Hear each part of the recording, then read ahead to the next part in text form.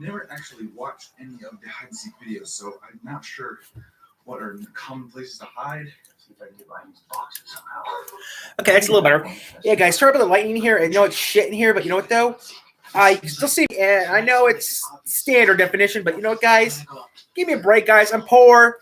I use what I got, and it's dark outside right now. It's like 8 in the morning now. It's dark outside. So we're gonna kill a little time. I mean, we'll be on for maybe an hour or so. But I can't wait because we do have a new studio, and I haven't been there yet, so I don't know what it's gonna look like yet. But yeah, it's gonna be so much fun. Today is the last day. I have to do some stuff. Also, today I have to do a couple things today, and then that's it. That's it. I'm gonna do a couple things today, have lunch, and that'll be it. Then everything is done. All I do is pack up a couple more things, like this and some other things to pack up. That's it. So yeah, we'll get ready. I'm gonna start right here. And actually, let's get this. It's still dirty after all these years. I haven't cleaned it yet. I was looking over here. I gotta set an alarm real quick so I don't go over my time limit. I want to do this for. It's almost so obvious. They'll probably be like, no one's gonna actually go hide behind it. I forgot my phone, which means I have no idea what time it is, how long I've been hiding.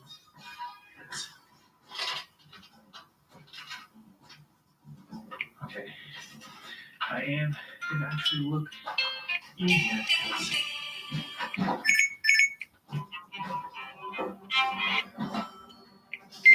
Hello? Climb up to the top here. And if I did, you're insane. And I'm not gonna climb up there. Alright. To the coffins. Thanks for falling for my trap. I have a feeling that someone is recording me. The coffins are actually what I'm planning to hide. Once it's my turn. They don't look like there's anybody in. I wasted enough time on the side.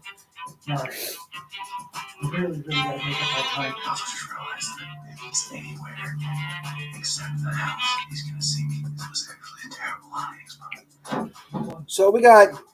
So 90 minutes to. When the alarm goes off, we'll have to start recording because then I have to get ready to do some other things. There's nobody up there. So just killing time, guys. You know, I'm still working my cartoon off and on. Still working my cartoon off and on. But there's a few things, guys. If I had a proper computer and knew how to animate, I would animate a show right now. I mean, I got maybe one character done with already, and I just know how I wish I could draw decently and do animation, and I do it for you. But since I don't know how to do that, I can't do it. If I knew how, I would. Oh well. At least I know over there for certain. So we'll see how that goes. But I'm just killing time, guys. I'm watching stuff on YouTube. Yes, my first casualty.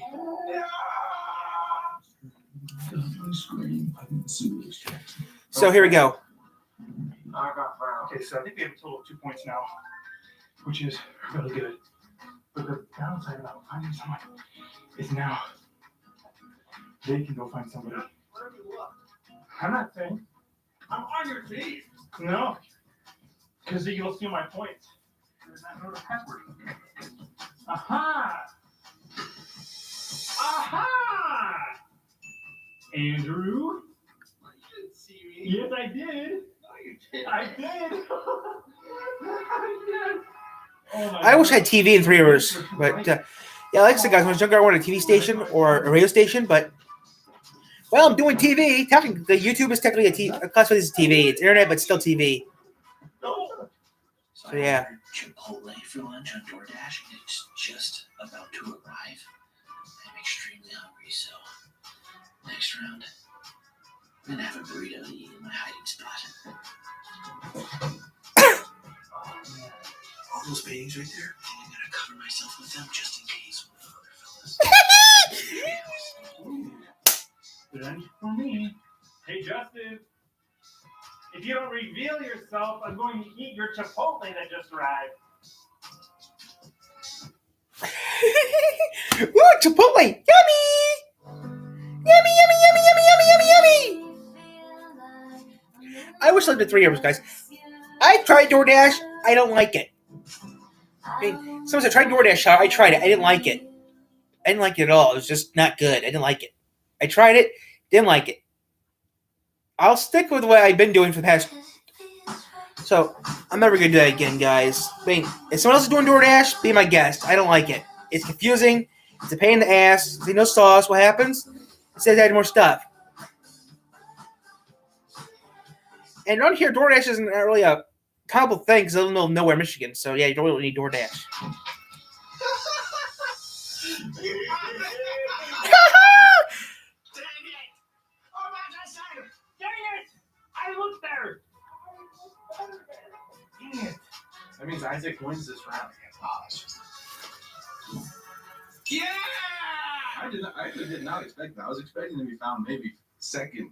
After the first round, Drew has 3 points. Isaac has 3 points. Yay. Jackson has 1 point, and Andrew and I have 0. Since you were found first, Jackson, you now count. Oh, 1, 2, 3.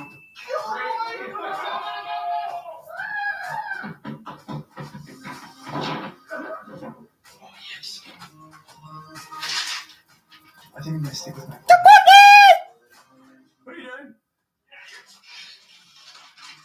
I'm gonna go to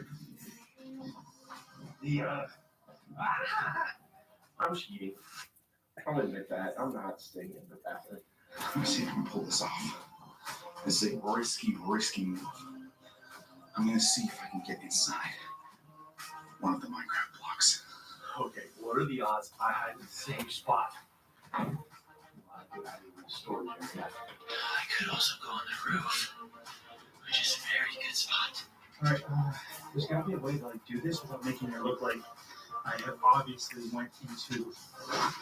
Oh, shields! Black Widows! No thanks, man. Oh, I gotta find another hiding spot. Drew didn't see me. I just want to leave now.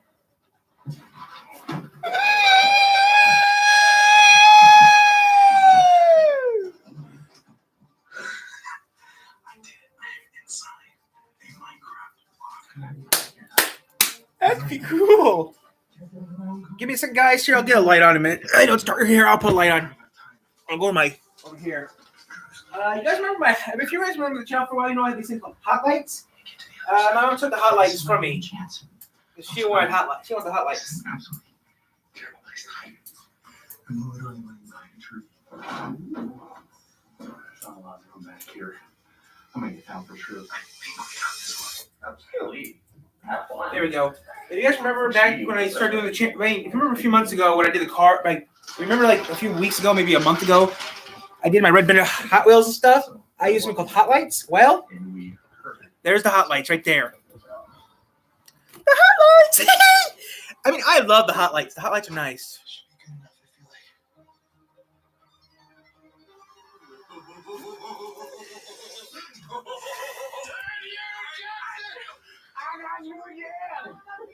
I heard footsteps in the room. Hyper should have stayed. I wish I had a job.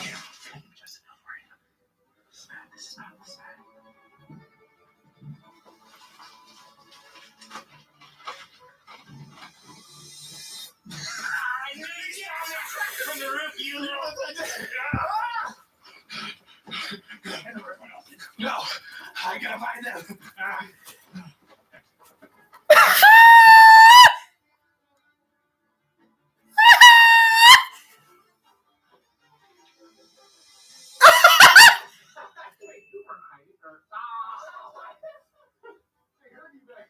I just finally got into my spot. No, he found somebody. I just lost again. It is getting extremely hot in here. Isaac, are you in here? You won. Yes, top tier. Yes. A point so far. Isaac with a commanding lead of 6 points. Drew and Jackson has 3. I have 2. Andrew has 0. 3, 2, 1, go! I'm gonna spend a little bit of my time drinking. Do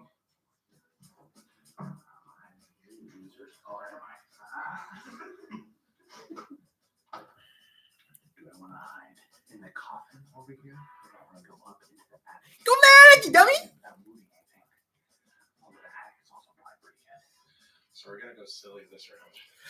So yeah, guys. So I'm just gonna stay on for a little bit, guys. I know it's dark outside. It's supposed to be raining half and on all day, which I don't care because it's close to home. It's not only about hiding from the seeker, but also not letting. I wish I had a play button, but you know what? That's a want, but it's not a need. I want something, but I don't need it. I do want it though, but you know, even if someone made me a play button to say, I mean, I just want a play button that says 500. I mean, if somebody made a play button that said 500 subscribers, even 100. I mean, I've been wanting a play button that says 100 subscribers, guys. Okay, I mean, I don't care if it's a play button that says 100, 2. I mean, I really wouldn't mind if I had a play button that said congratulations for 100 subscribers. I wouldn't mind if I had a play button that said congratulations for 50 subscribers, for 500 subscribers. Because that's something I like to have. It's just a play button for 500 subscribers. I mean, YouTube should do that. Make a play button for 500 subscribers. I don't care if it's a piece of paper that says that. Hey, you can't use Marv. Marv's property. You idiot. Either have to get found first and go find a bunch of people, or get found last. Otherwise, I'm gonna be the big loser. 3, 2, 1. Ready or not. I don't have the camera like they did. Whoever's up there is way too loud. I like to stay in the camera. I mean, I like having the cameras I have. I have cheap cameras, but still, I'm doing pretty good. Well. Just climbing around in the attic, so I'm glad I didn't go up there. One over here. On the other side of the wall, then trying to be sneaky. I heard one of you over here. I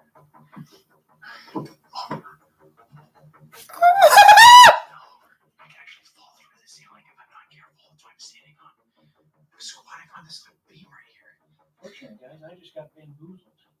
Someone must be under the roof. Who is it? Gotta make a break for the mini fridge, because I want coffee. Good job, you're in the game. Oh yeah. He's trying to sneak into the bathroom. That just counts it.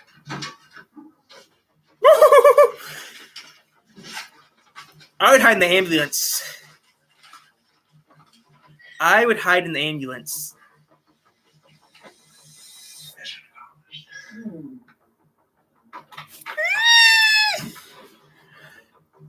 Hey, I think they opened up the window just below me.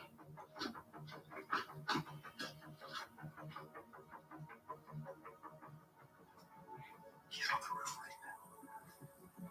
Huh? Looks like no one's on the roof. You win, dude.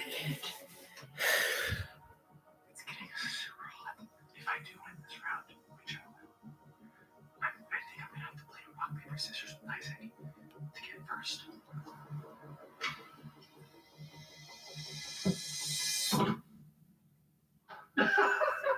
Was it you the whole time? I thought you were in the attic. What? I opened the garage, I heard a sound over here, and I immediately thought I was in the attic. Somebody's gotta be in the warehouse. I just know it. Drew, what do you think you're doing in the warehouse? No, you're in here, Drew. I'm the first one found, which means Oh, I've got the 5 minutes Bronco! free. Who's hiding in my car? You're hiding in the bathroom. I want to. They still have the ambulance. If I had the money, I'd buy the ambulance. Let you go. That's fucking scary. I'm skipping this right now.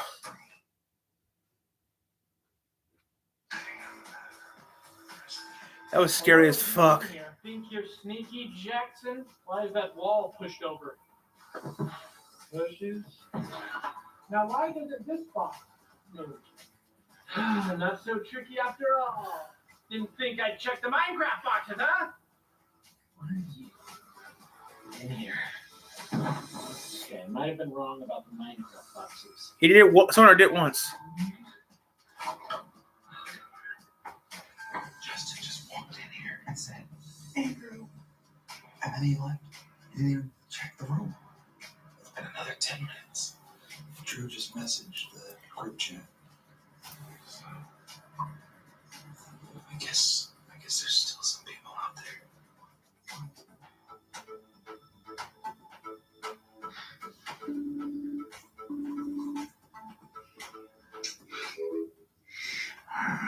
My answer. It's going to have to be a lot more difficult than I anticipated. The closet. And Justin doubted it. Yes, we're not gonna find this. So safe.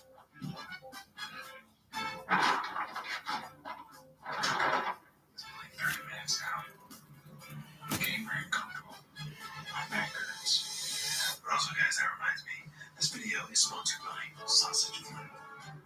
Miracles on beans. Oh yeah, look at that. I've been here for some time now. But So guys, I'm just killing time. I'm just being crazy killing time. That's all I'm doing. He said right before this round that he had an OP spot in mind. I'm not sure what that means. Come on, I'm confused. come on. You still haven't found anybody either? No, they must be playing tricks on us.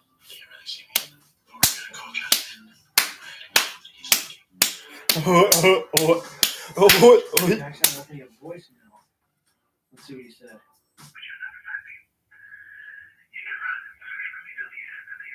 Trying to listen to this voicemail, but there's no clues. It's just Jackson mumbling.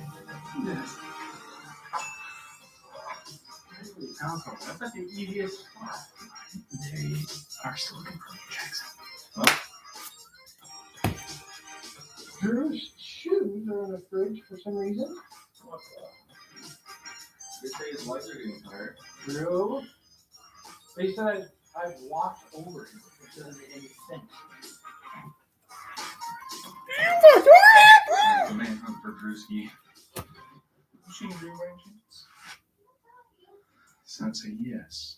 Did Drew make the ultimate power move and hide back down here where the seeker is? What the?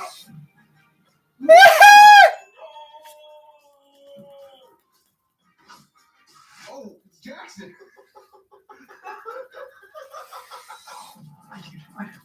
No. I just need help getting out. Is there a prize? Was he in there somewhere? What? Get out of here, you freak. Hi, Marv. Just found there with. Oh my eyes. How'd you get up there? Never knew. Till. After the final round, the scores are Isaac with 7 points.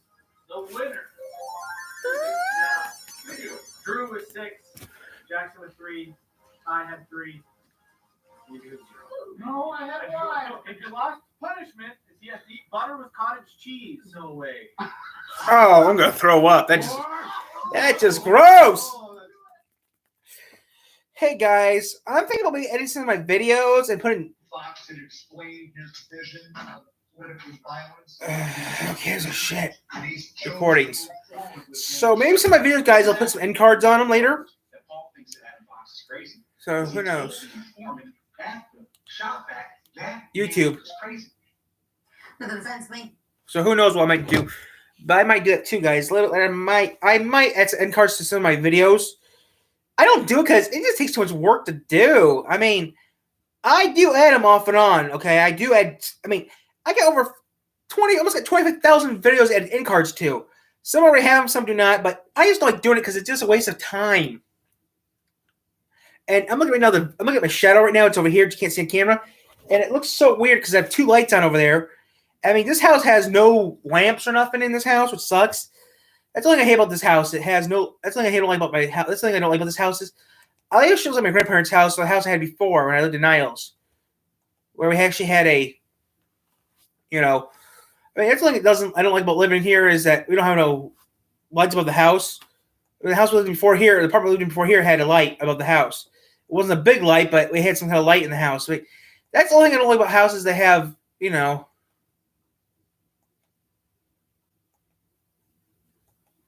I mean, I don't mind doing what I'm doing for a living. I mean, I love doing YouTube.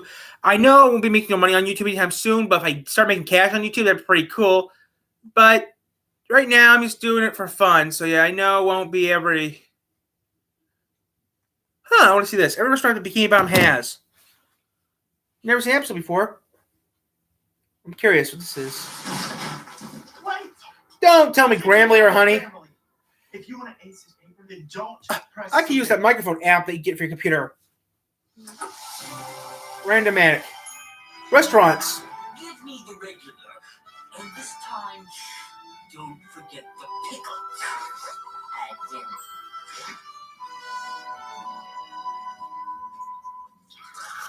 So how many restaurants are actually in Bikini Bottom is the question. And you'll see the restaurants I actually been to. Still no pickles. See? Ew. You failed again. So, SpongeBob burgers. Loser Pack. Yes, I eat those. Wait a minute.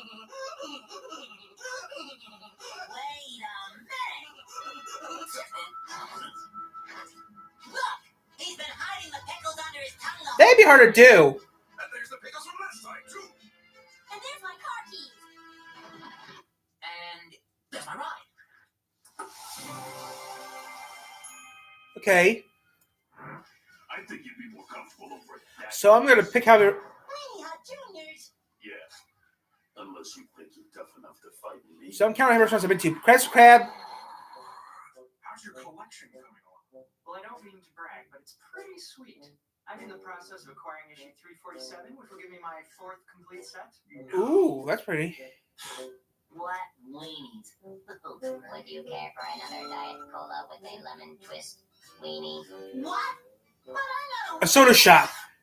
Okay, this is like a soda shop. So that's 2 places I've been to before. Sensors indicate that you are indeed a weenie.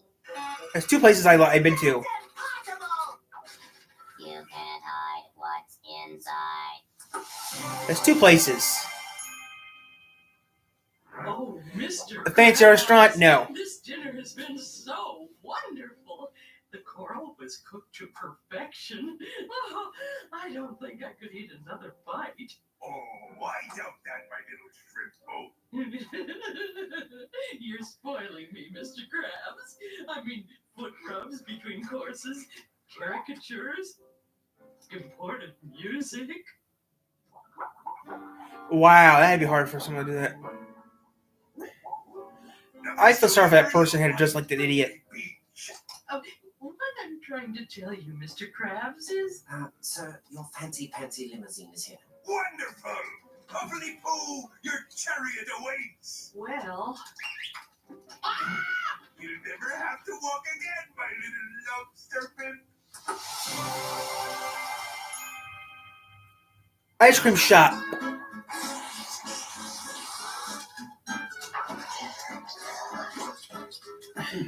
Oh yeah, that hit the spot. The only place to get a burger. The kids love steak. Now, kids. There's plenty of burgers for everyone. Excuse us. Valuable customers coming through. What are those dorks doing here? Those stinky burgers, please. Did your brains dribble out onto the sidewalk you slept on last night? If it's burgers you want, go around back.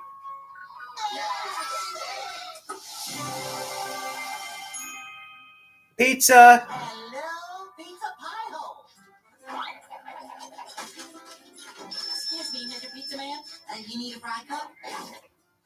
Oh, boy, do I. Can you make pizza? Probably. Oh, that's amazing. Congratulations. You're hired. Cool.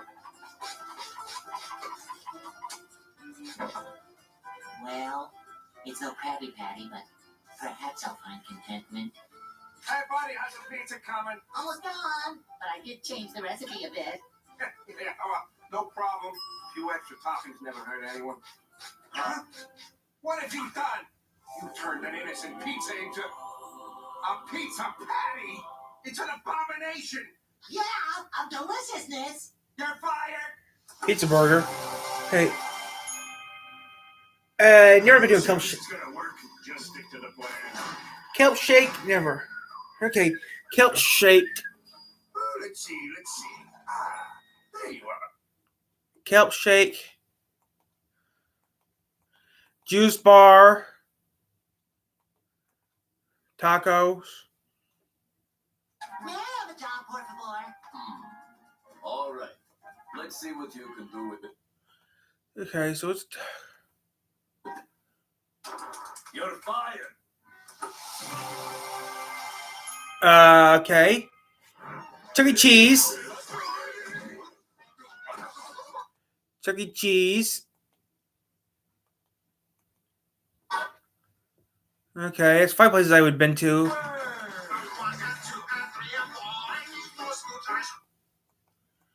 Chuck E. Cheese. The Chum Bucket. You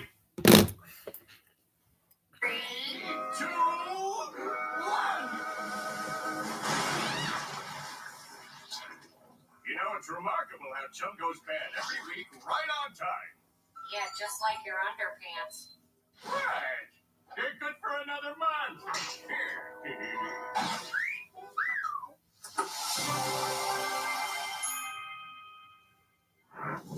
My Diner. That's 6 places I've been to. My Diner. 6.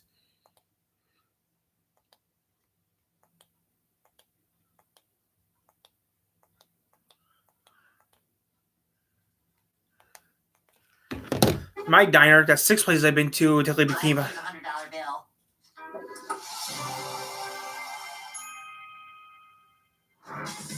gas station. That's 7 places. Boy, I can't. No, I'm just gonna say it's a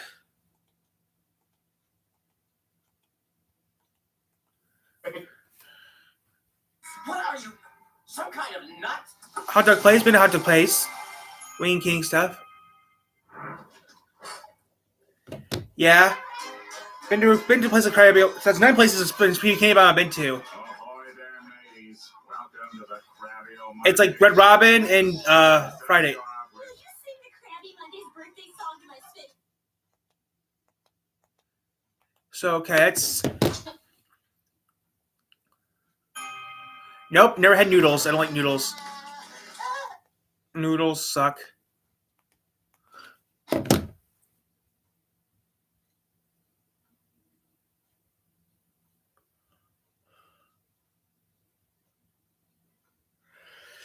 So that's 6 places. So that's 9 places in Bikini Bottom that I've been to, technically. Okay, I'm done. It's about 9 places I've been to.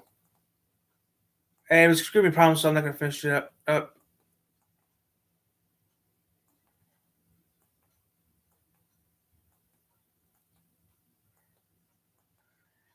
Still, I just like watching random crap on YouTube anyways, so it doesn't really matter. I mean, I was born in the night.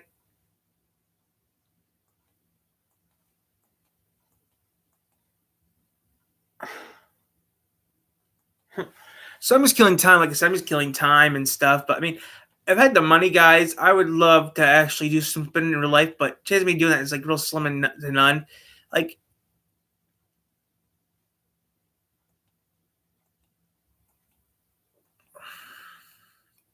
$16 rewind.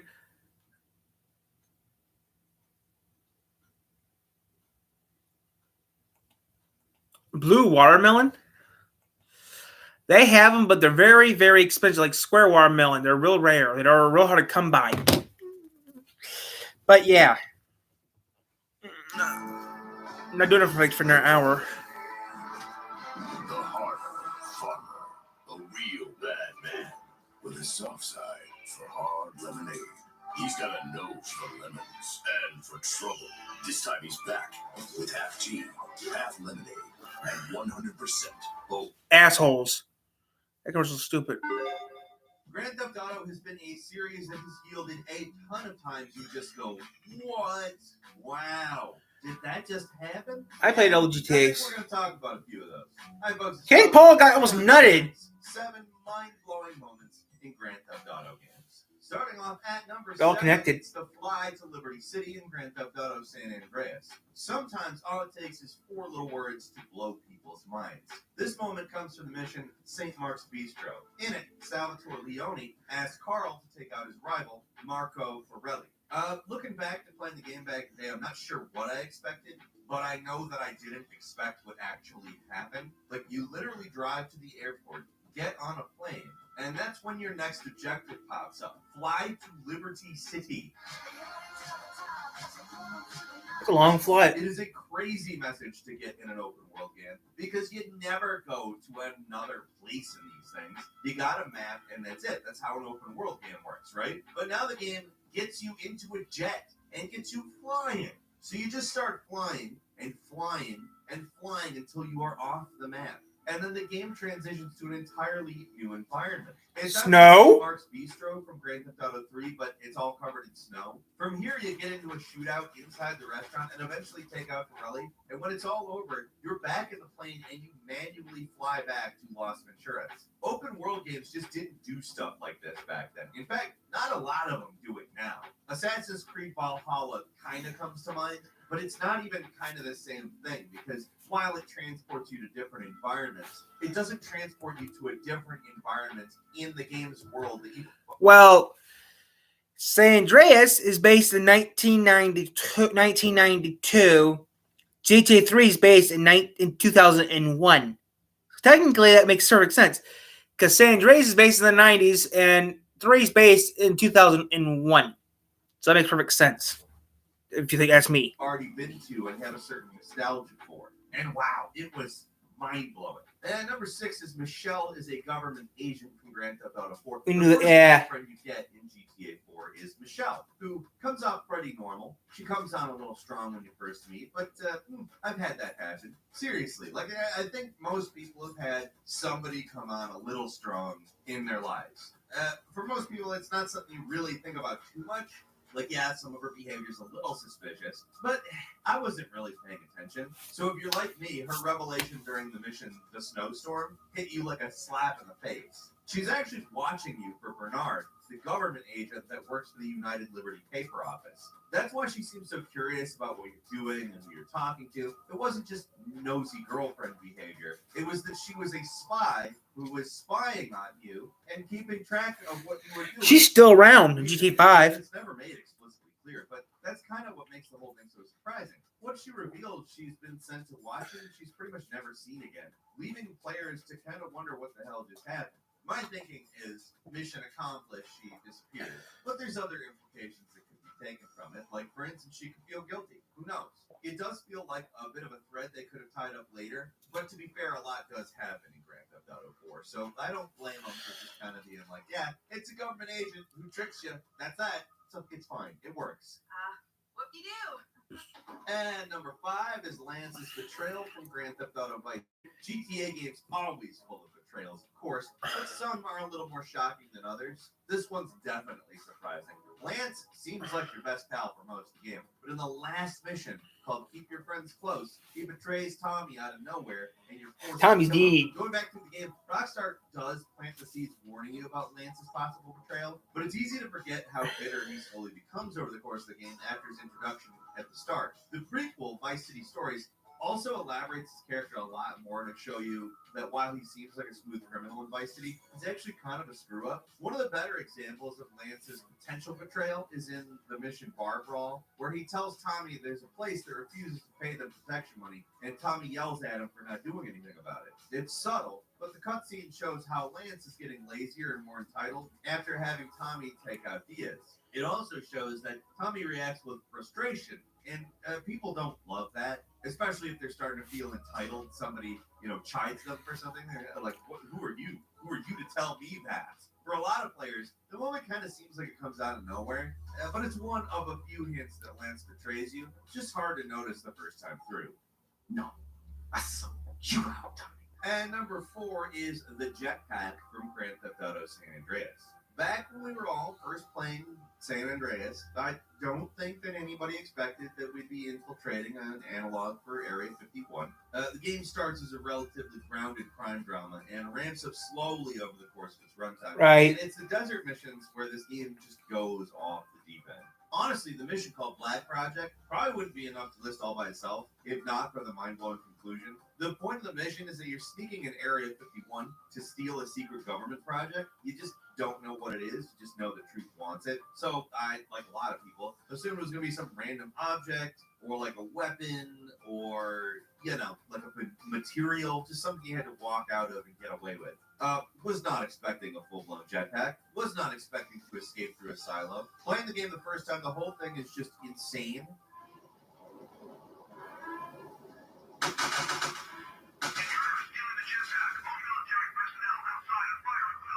Because at this point, you really think you've seen it all. I mean, the game is absolutely stuffed with cars, boats, planes, and everything in between. And you're kind of thinking, well, you know, Saints Row carved out a certain amount of territory for itself, and they're not going to take beyond their normal stuff. But jetpack. Get jetpack on top of everything, and it's nuts. If you already know to expect a jetpack, the impact of it is maybe a little less, but for those of us who played the game when it first came out, it was just a crazy, amazing moment. Never finished it. Literally filled with crazy, amazing moments. And number 3. Never finished it. I never actually finished San Andreas. I mean, San Andreas, Vice City, and 3 are just too hard to play after a while. They're too hard to play. I mean, and I don't play them that often, so yeah. I mean, I play 4 and 5 a lot, so I don't play them. From Grand Theft Auto 4. One of those missions that's more mind-blowing. Oh yeah, I remember that mission. While it's good in GTA 4, its significance doesn't come into focus until much later. It's an important mission in the story of GTA 4 because this is the one where Nico and Johnny attempt to sell some diamonds, but the whole thing goes sideways after a third character blows the deal. At the time, it seems like just another thing that happens in the game. The only clue that there's something unique is that you get the Impossible Trinity achievement for beating it. For a lot of players, the achievement's their first clue that the world of GTA 4 is actually a lot bigger than we think. At the time, Rockstar hadn't announced the stories from Liberty City stuff, so it seemed like the third guy who attacked the meat was just a weird non sequitur that wouldn't pay off. Rockstar was playing the long game, though. The guy who attacked the meeting was Lewis, the player character from the Ballad of Gay Tony. Well, Johnny was the main guy you play as the Lost of the Damned in. Like, before you even knew who they were, Rockstar had already hidden both protagonists from the DLC in the game. And sure enough, when you play the DLC, you see the same events play out from that character's perspective. It's the kind of multi-character storytelling they go on to expand in Grand Theft Auto 5, but what was so mind-blowing was just how unexpected and deeply integrated the DLC characters were into the story of the game, well before anybody had any idea who these guys were, especially Lewis. And number 2, diamonds in the opening cutscene in Grand Theft Auto 4. One of the more mind-blowing elements of Grand Theft Auto 4 is how the diamond pot weaves through the entire story. Nico doesn't actually do anything related to the diamonds until the mission taking in the trash, where Nico collects diamonds hidden in the trash cans. That's where it technically starts in GTA 4, but there was actually a whole story involving these things going on in Liberty City Stories DLC. The diamonds were put in the trash cans in the mission Diamonds in the Rough in Lost in the Dam, and the diamonds were originally bought during the Ballad of Gay Tony. The diamond storyline basically ends up being a big shaggy dog story. Everyone who tries to get them ends up dead, and eventually they're found by a hobo on the street at the very end of the game. But there was one little mind-blowing detail I never actually noticed until recently. During the opening cutscene of the game, the cook has the diamonds. You can see the cook on the ship where the game starts. He's hiding a diamond in the cake batter. So it goes full circle and was totally planned out to be the central story of Grand Theft Auto 4 from the beginning. The diamonds appear at the chronologically last mission in the game in Gay Tony, and they appear at the very start in the opening cutscene of Grand Theft Auto 4. It's a crazy piece of the diamonds is the key. Crosses over between what is technically multiple games. It's a little detail. It's easy to overlook, but it ties all the events of the GTA 4 stories together. And finally, at number 1, Smokin' Rider's betrayal from San Andreas. Like, there's no bigger betrayal in Grand Theft Auto, the entire series, than this one. Basically, the entire Green Saber mission, it's pretty mind-blowing, but it starts where it seems like everything's working out pretty well for you. The Grove Street families are working together again. Sweet is good with you. He's planning on taking on the Wallace gang. Like, at this point, it kind of seems like if this were a shorter game with less content, you would be nearing the end of the narrative.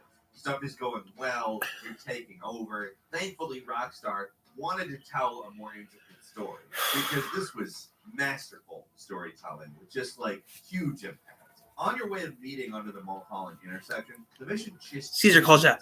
completely. You get this call from Caesar, who reveals that Big Smoke and Ryder have been meeting with Tenpenny in secret. The mission in comes from the green Saber that Polanski drives, the same car that was driven by the people that killed Carl's mom. Sweet's meeting is an ambush, and both brothers are taken into custody, leaving Smoke and Ryder as the new kings of Los Santos. It's a pretty shocking reveal, especially with Big Smoke, who seems like your buddy the entire time. But unlike Vance, I kind of think his betrayal is pretty well set up. It's pretty well established that he's not happy with his lot in life, and he wants more. And another tip-off is the fact that he's the only member of the main four who doesn't actually live on Grove Street. Maybe the most mind-blowing thing about Smoke's betrayal is its relation to his famous fast food order.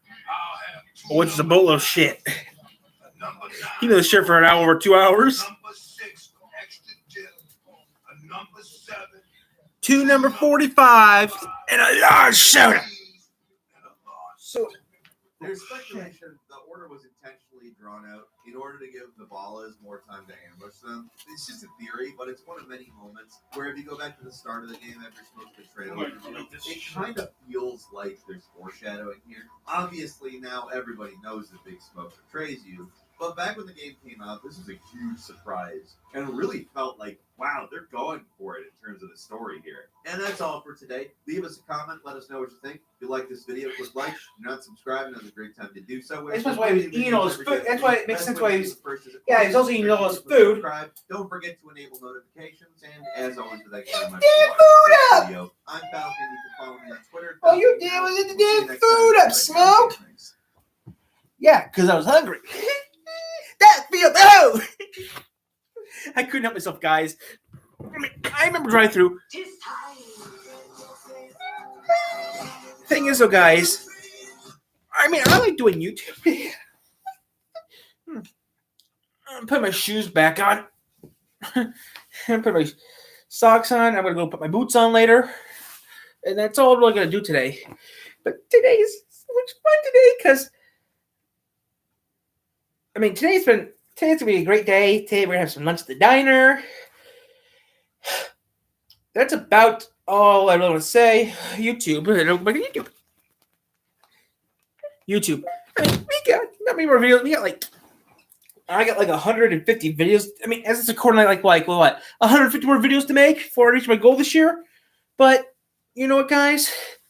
I don't care how long I have to take to get my videos done with. I just like doing it because it's so much fun on YouTube to do stuff. So yeah, I know I'm not having a fancy YouTube channel like all there. Like I know there's tons of big fancier YouTubers that I am, but come on, guys, I do the best I can. I mean, some people understand that some of my videos are cruddy, some videos I do are great. It's just that I like making videos for you guys.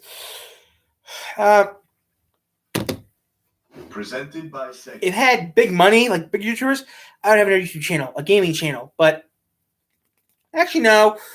I put all the stuff I have from both all my channels on this channel. Throwing 30 tons or more at a time behind. More like 80 tons now.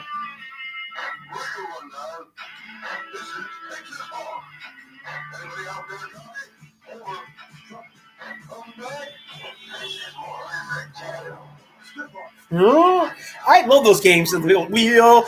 The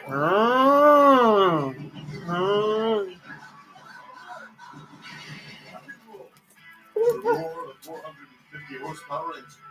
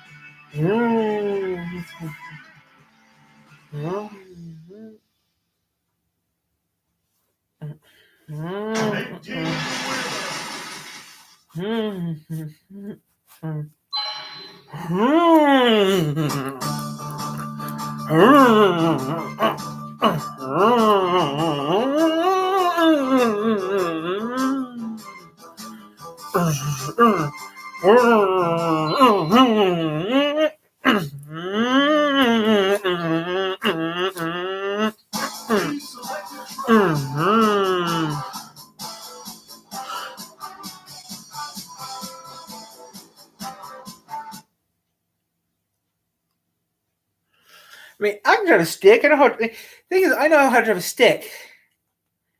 I do. Just that people still can't believe I know how. I mean, someone my age, I may be one of the last 2 people in the world that actually knows how to drive a stick. I mean, a lot of people who are born around my time can drive a stick, no problems. People don't believe me. I tell people that I can actually drive a stick. I know how.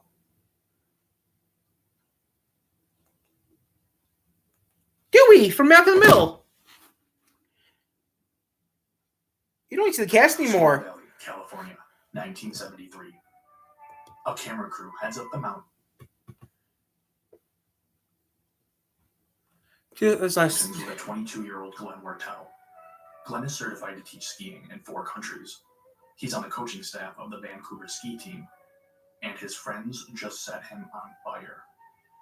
For decades, this very footage was thought to be lost media, unfound by those who sought to watch. This is a story about the burning skier, how the footage was found, and how an internet game of telephone hindered its search for years. If you watched primetime American sitcoms in the 2000s, chances are this is vaguely familiar to you. Oh yeah, Malcolm in the Middle. Recognize it? Yeah, Malcolm in the Middle opening. This is the opening sequence to Malcolm in the Middle, a show that ran for 151 episodes on Fox from January 9th, 2000 to May 14th, 2006. The song Boss of Me by They Might Be Giants plays over distorted video clips. 28 video clips to be specific. 17 are from the first few episodes of Malcolm. The remaining 11, however, are not. These pieces of mixed media come from various movies, television shows, and anime from the 20th century. The origins of these mixed media are well documented. You're only a quick Google search away from watching the source footage. Well, for all but one. That burning ski jump is shrouded in mystery for Malcolm in the Middle fans. Who is he? What's the context of the jump? Is he okay? This clip is so obscure that any searches for it only yield results from the Malcolm in the Middle intro itself. A vicious cycle. So how did I find it? It was consensus among Malcolm fans that the skier on fire was from a show called Thrill Seekers. Let's start there. Silk In Breakers. 1973, Star Television began production on Thrill Seekers, a series all about people doing wild and dangerous stunts, hosted by Chuck Connors. I heard of him. 13 episodes were created, but as of this recording, only a couple of episodes, some random clips, and a gag reel can be viewed online. It's mostly lost media. Using what little available footage of the show exists online, it's ever so slightly possible to confirm that the burning ski jump from Malcolm in the Middle originated from Thrill Seekers. One of the few available clips on the internet has the very moment. 4 Stars Television.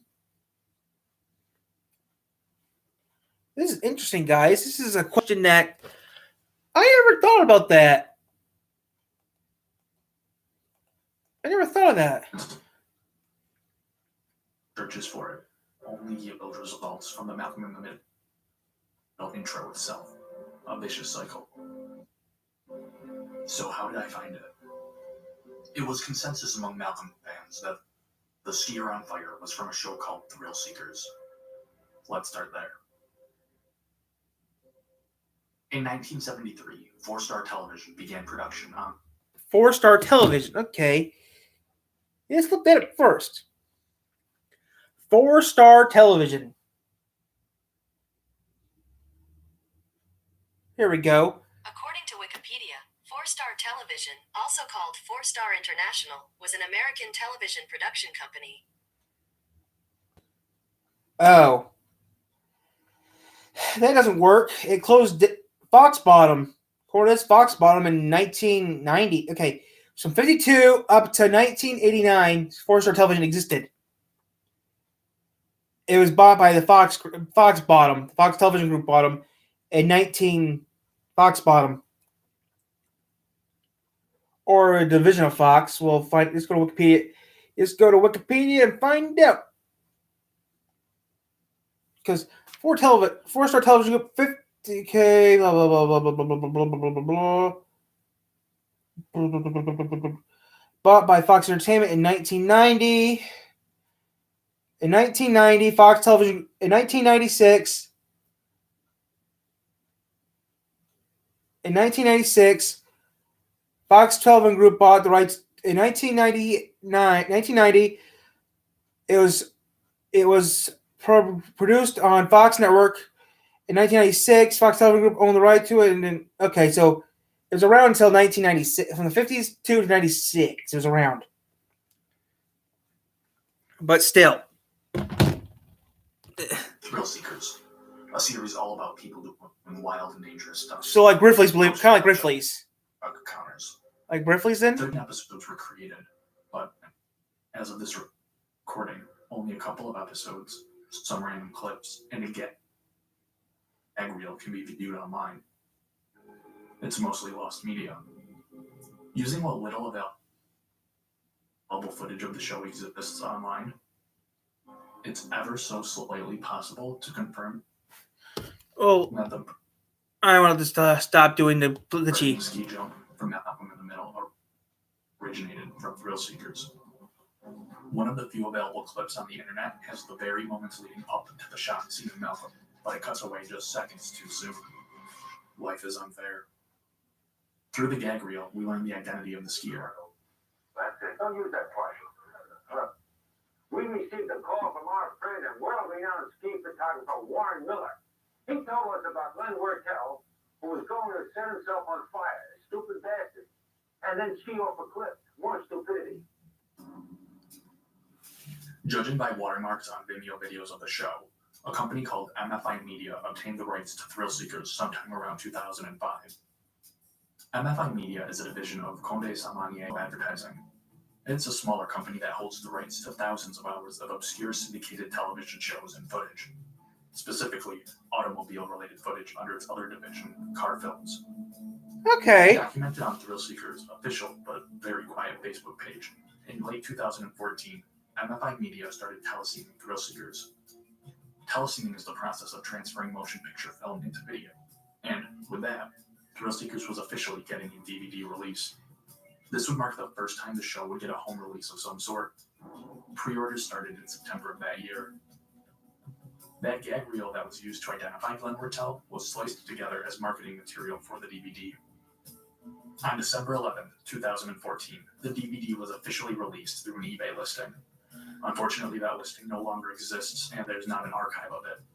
It's unknown how many copies were sold, though we can speculate it being in the low hundreds, if not less. No rips of the DVD made their way online, and no purchased copies found their way onto auction sites. Just like that, the one opportunity Malcolm fans had to receive closure slipped right under their radar. 4 years later, on December 18th, 2018, a second eBay listing appeared with a new batch of DVDs for sale. Miraculously, I started this little research project of mine at just the right time. The listing had only 2 days remaining when I discovered it. Only 3 copies left. I placed an order, crossed my fingers, and waited. You got it. You got it. And this came out February of last year, 2021. So, wow.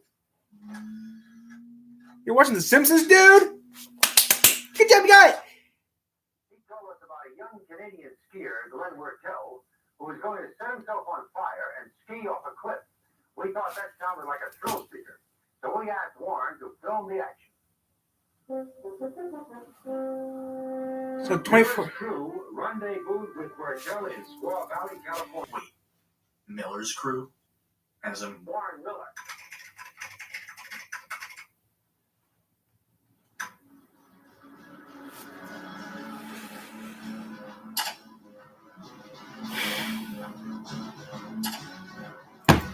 Oh my God! It exists! Thrill Seekers sampled. The internet was misled. For all these years, what was thought to be lost media wasn't really lost, just misplaced because of a false lead. The credits of Thrill Seekers mention that the voiceover work was done independently of the filming, and that becomes clear when you place the Thrill Seekers segment beside the Color of Skiing segment. They're identical. The only difference is the narration. The Color of Skiing was narrated by Warren Miller, while Thrill Seekers was narrated by Chuck Connors. and Chuck Connor's script was simplified for the average non-skiing viewer. Thrill Seekers, the original equals 3. You waste all that money. For the purpose of archiving, the full 6-minute Thrill Seeker segment on Glenn Wertel is linked in the description. Wertel performed the jump on April 20th, 1973, according to an article written in the San Francisco Chronicle the next morning. Skiing is in Wertel's bloodline. He's the nephew of Rona and Rhoda Wertel, pioneers of women's skiing, champions throughout the 1940s and 50s. Wertel went on to coach the Canadian Men's World Cup team. He holds the highest certifications in the ski industry. Now 70, Wertel's days of outrageous stunts are behind him. As of 2015, he works as a ski tester for Ski Canada magazine. Unless Malcolm in the Middle gets a reboot, it's highly unlikely Wertel will be setting himself on fire again anytime soon. Glenn Wertel, race coach, daredevil skier, thrill seeker. Wow. So, okay.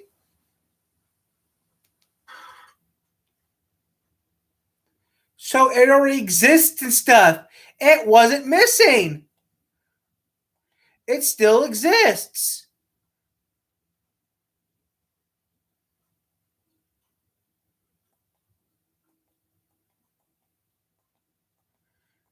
So, okay, it makes perfect sense now.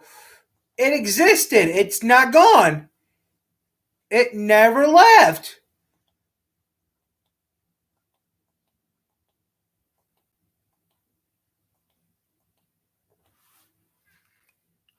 So it never left it. It still exists. It's just that it was missed. Okay, that makes perfect sense. One person filmed it, and another guy was reading it out. Okay, that makes perfect sense now. One thing was another thing. That's what actually happened. He was reading. Guy was reading the script. The other guy wasn't reading. The other guy was with him. Makes perfect sense now. Someone just reading the script.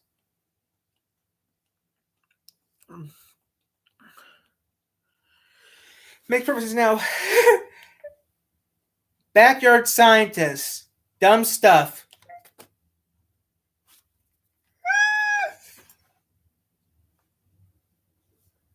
Makes perfect sense now. But, I mean, he's a YouTuber, bro. He doesn't know what he's doing. Okay. That's convenient right there. Dumb stuff. First video. Plug in a can of soda. Light off.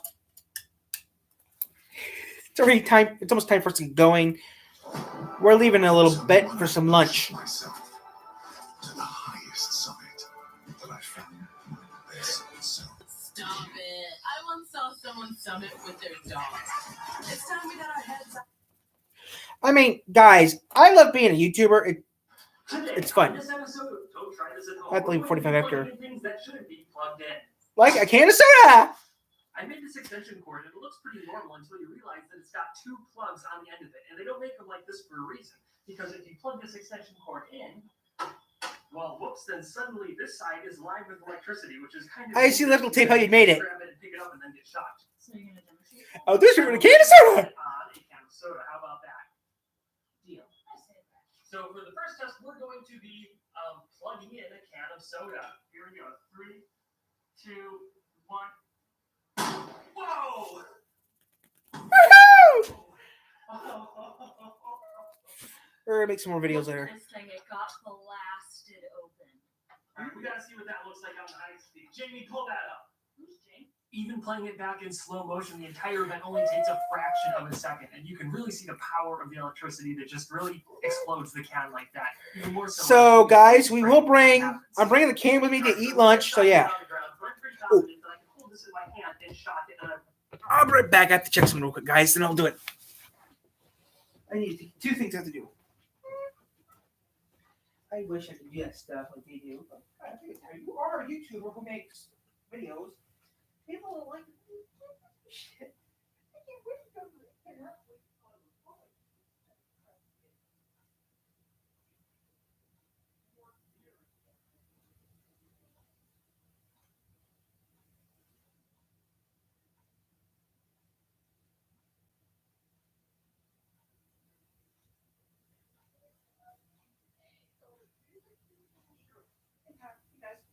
So yeah, I have to pee and then do some other things, and that's it.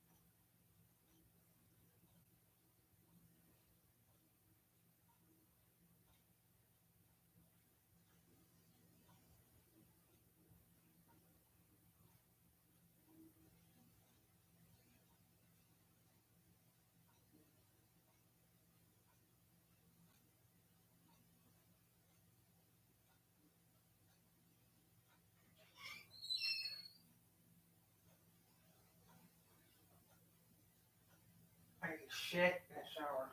Anyway, I'm taking a nice relaxing time. Get the laundry! Hey, you're a YouTuber who needs to take a break. I work. Chris, thanks. Put my hoodie on. Before I leave, I got a hoodie on before I leave. It is cold out there. Gets any colder, we'll get some snow. Oh, now I'll get fined for saying that, but yeah, it's cold out there. So you see the temperature real quick. And guys, we got time to kill still. We're not going out right now, anyways. But who's on YouTube right now? Okay, who's watching this? Okay.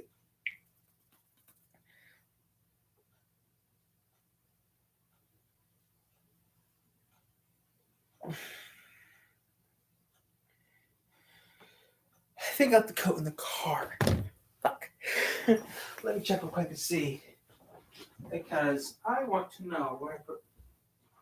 Oh, I'm bringing a pair of these. I was wearing a pair of these, yes, but I can't because I won't wear them.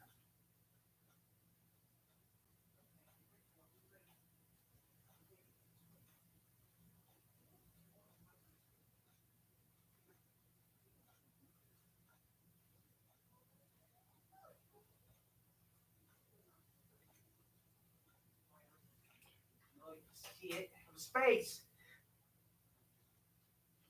I'm bringing this, so I'm curious. Let's do a camera test real quick.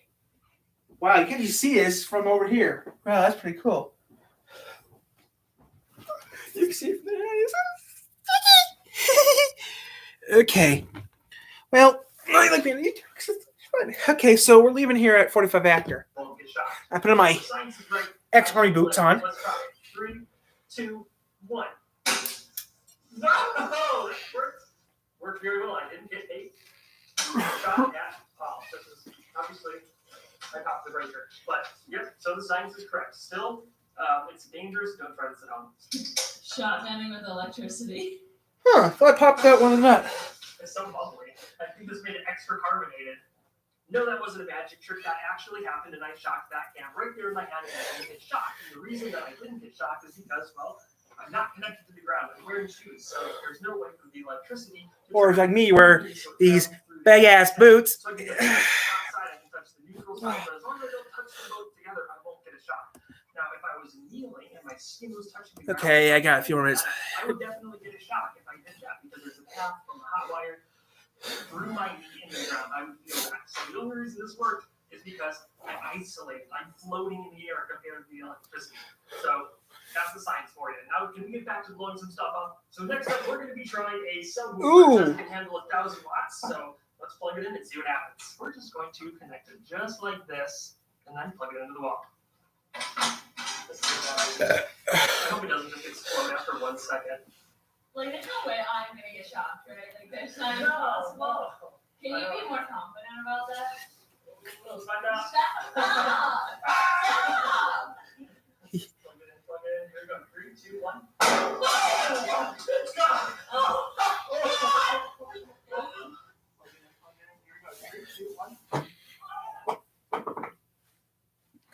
Wow, it went high. Hillary Swank stars in Alaska Daily. Tonight on ABC. I'm not watching that. Oh crap. If you're one of rates more than 40 million customers, we know I wish you I appreciate dependable tools. Great value.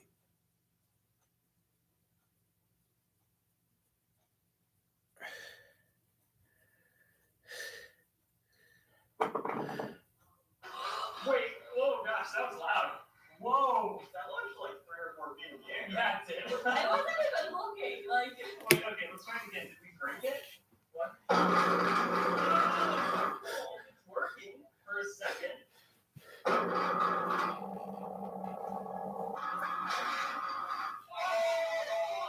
Keep going. Forward thing. Here we go.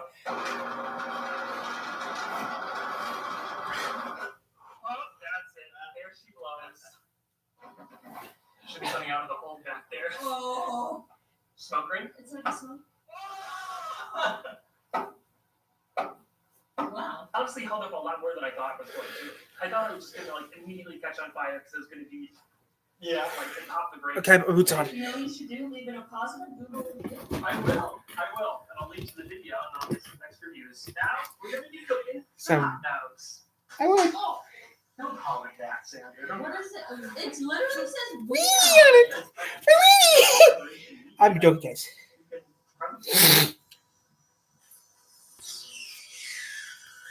Like I said, we're gonna leave it a little bit. Screaming for help. How's that smell?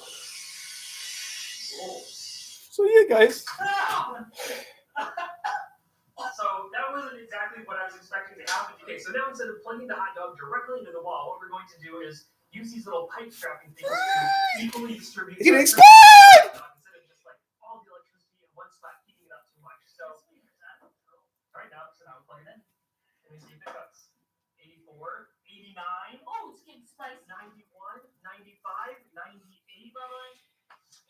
It's gonna explode. Oh, this is a big trouble. I love you guys. Ooh. Look. Oh, goodness. You actually have hot dog right here. Yes, you do. You look great. Can you see it? Right It's here? a snack. Eat it. Ew. Salty. Real salty. Well, I guess I should mention that that's why the hot dog is cooking, because it's conducting electricity, because it's very salty. Each hot dog contains like half a gram of sodium, which makes it a very nice electrical conductor. You know what else is a good electrical conductor? Pickles! So that's why you shouldn't play with electricity, because this could be your wiener if you play with electricity. All right, so you guys saw the clickbait thumbnail. Now it's time to see what actually happens when you plug it in. You ready, Sandra? no. Do it. Yep, that's right. Nothing happens. You guys just got clickbaited. So another random item you can electrify is your ordinary pickle. This is also very salty, has a lot of acid, very good conductor of electricity. All right, so are you guys ready? 3, 2, 1. Kaboom! It's on fire! Pickle. Electrical discharge machine, the pickle. Oh, Look at it go. Look at that that's what I thought. Look at that high aspect hole right through the pickle, baby. How to be an asshole, duck up. So if soda cans work, I'd also think, what about butane or shaving cream? First up, we're going to try this can of butane. It's Zippo lighter! Even if it does make me fireball, it's not going to be that big, because mostly empty, so don't worry, guys. We just want to see if it'll catch this on fire. Let's try it. Do you think it's going to make a fireball? I feel uncomfortable. I feel like fireball, yes. Do you think I'm far enough away?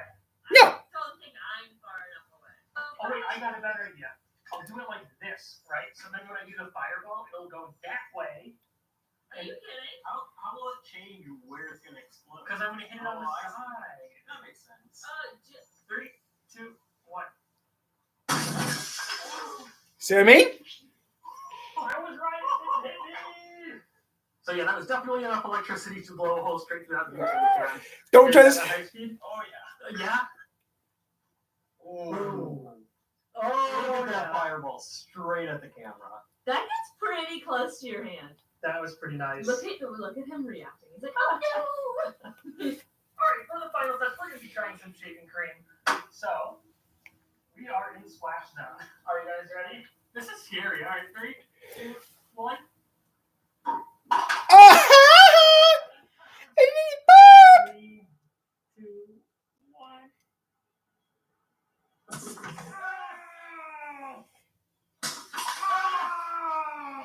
It's got us! No! Yay! I loved every bit of that!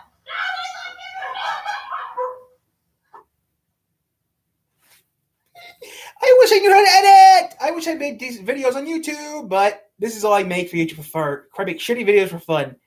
Cruddy videos, actually. But you know what, though? That was a disaster. Look at this. It totally exploded. It totally hit us. That was fun. Plugging electricity into things. Fun idea. So thank you guys for watching. Thanks to my brother and thanks for Sandra. See you guys next time. Bye! No! Oh!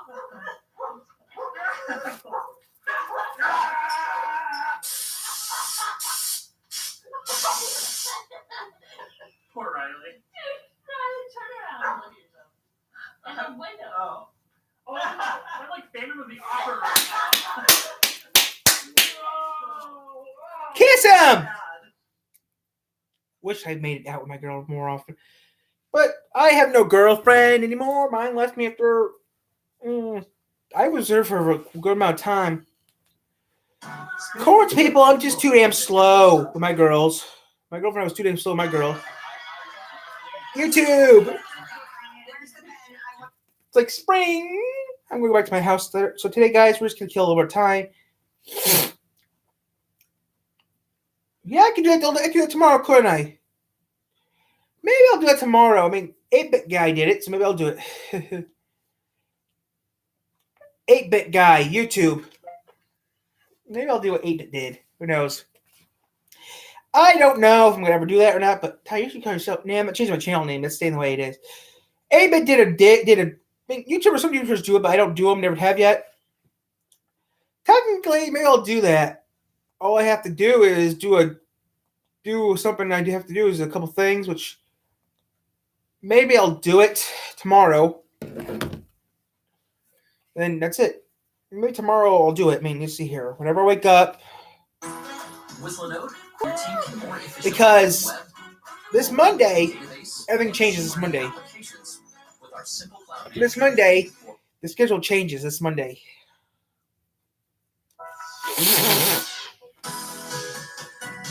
So yeah, this week, guys, I got tons of shit to do, which is going to be better. Got some ideas for the channel too, guys. You're like, Today we're going to have a look at some very early talking clocks, starting with this one by Mattel. But first, I wanted to mention that there were a number of talking clocks that came out in the 1970s, such as these. But these clocks only played pre-recorded sounds of the characters. They didn't actually speak the time. You still have to look at the clock face to see what time it was. So anyway, back to the Mattel product here. It's actually called the Mattel-a-Time talking clock. And now, I think somebody decided to put this Champion spark plug sticker on here, so I'm pretty sure that didn't come from Mattel. But I did manage to find a picture online of what the box is supposed to look like. That little girl there is probably still alive today, although she'd have to be probably 60 years old at this point, and she'd probably be mad that her face was covered by a spark plug sticker. Oh well. And the back of the box here is pretty well ruined. It has a letter to parents in the back as their sales pitch for this product. Okay, let's open the box and have a look. it looks good for his age. Still works. Notice on the back, if I can get the camera to see it, it was manufactured in 1968. So this was a year before the first moon landing. And so the idea here is that you can rotate the minute hand, which will also slowly move the hour hand. And once you have the time set where you want, you can just twist this little dial and there you go. Let's try another one.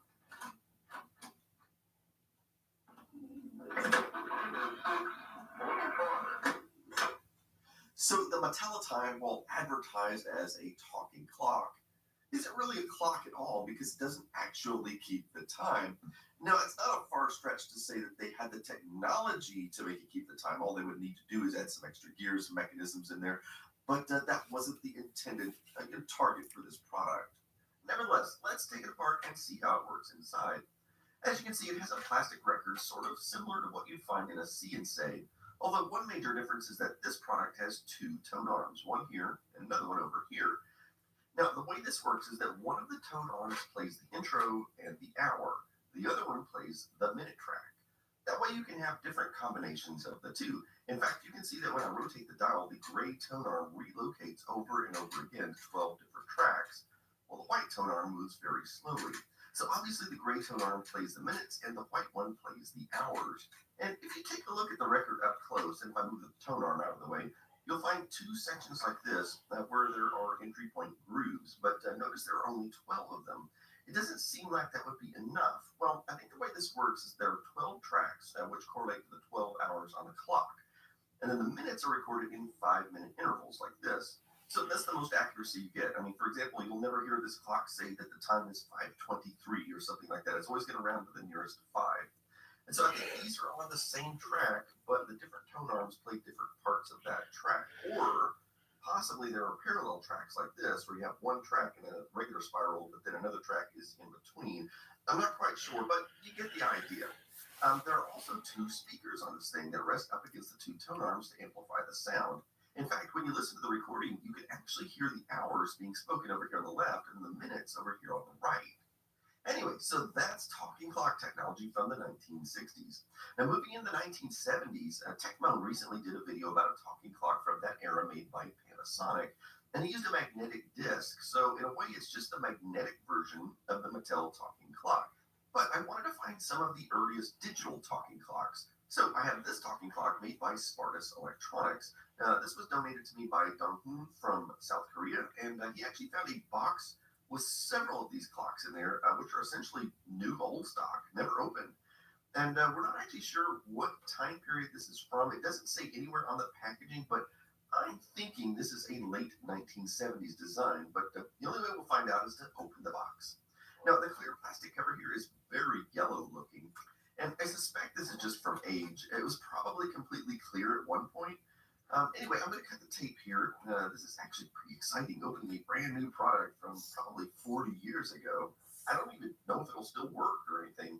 So after removing this yellow cover, I'm pretty sure it wasn't meant to be that color, especially when you look at the colors they've chosen for the box itself. In fact, it actually looks beautiful. I can imagine this sitting on a store shelf somewhere. Anyway, let's take the cardboard off, and now we can remove the clock. And here's the user's manual. The first thing I did was look through to see if there was a date anywhere in the manual, but I couldn't find one. So I guess what we'll need to do now is take the plastic off here and then remove this screen decal. Oh, yeah. And now I'll just plug it in and hope it doesn't explode. And we're in luck. It just sprang to life without any complaints. But does it talk? The time is 12 a.m. Yes. Yes, it does.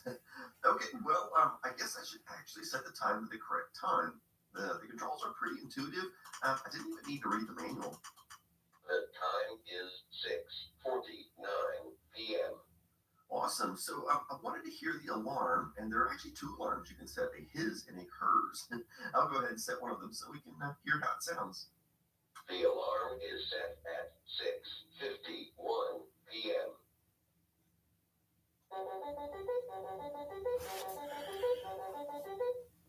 The time is 6:51 p.m.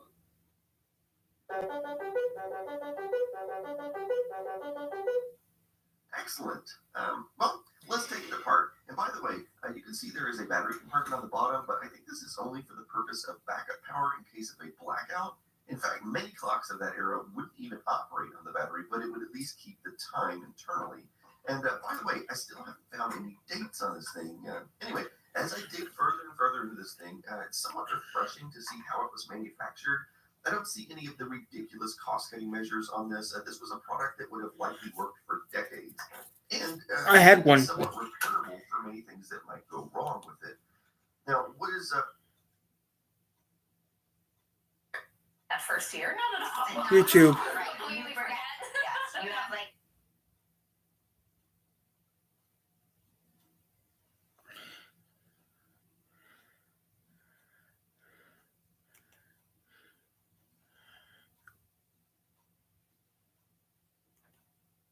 Okay, I mean, we're doing this for a little bit longer.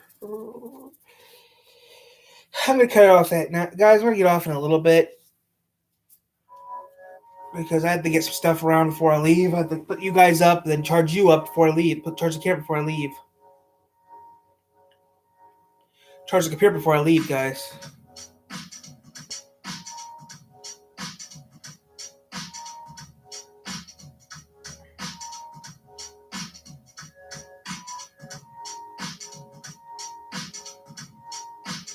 Welcome to Rachel, Nevada.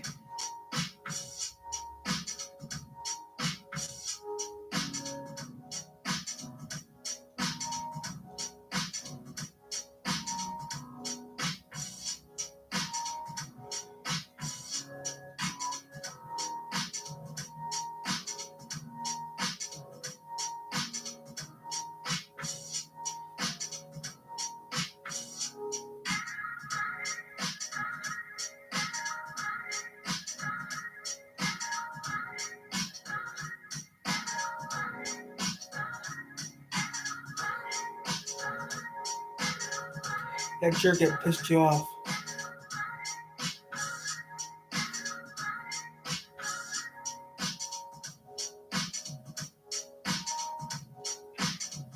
About 1.5 miles from my little alien to get to the road to 51.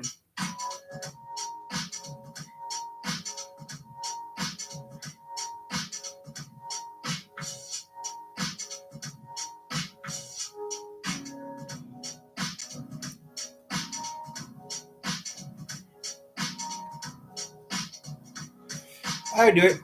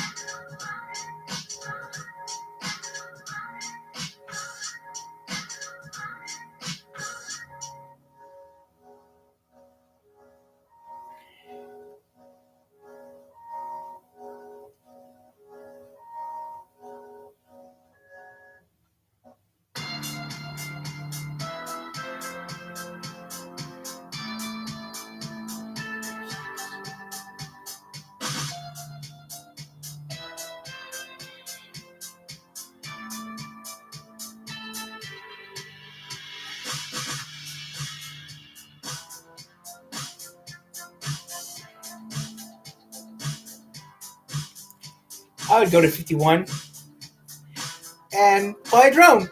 You can't do that. Oh, that's my check. I'm not on 51's property, am I? Blood Eagle. Oh. Thanks, guys. I'll be back on later. Maybe.